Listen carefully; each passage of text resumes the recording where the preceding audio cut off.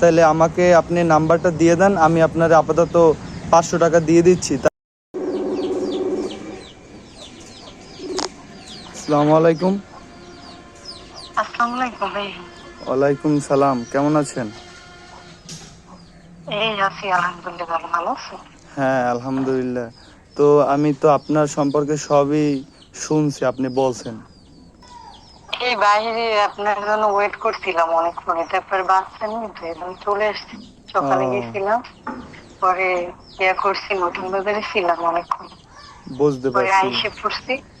তাহলে আমাকে আপনি নাম্বারটা দিয়ে দেন, আমি আপনার আপাতত 500 টাকা দিয়ে দিচ্ছি। তারপর আমার ফ্রেন্ড আপনার সাথে দেখা করে, কারণ আমি হ্যাঁ, তো আপনাকে তেমন চিনিও না, কিভাবে কি করব বলেন।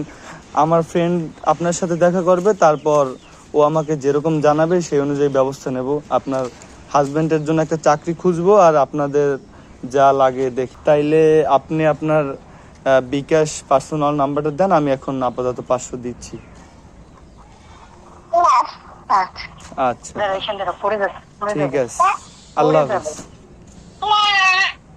আপনারা এইমাত্র সবই শুনলেন। আসলে যারা হাত পাততে পারে তারা অন্যের কাছ থেকে চেয়ে ঠিকই খাইতে পারে, কিন্তু এমনও লোক আছে মধ্যবিত্ত, তারা অন্যের কাছে হাত পাততে পারে না। তো আমাদের উচিত তাদের পাশেও দাঁড়ানো।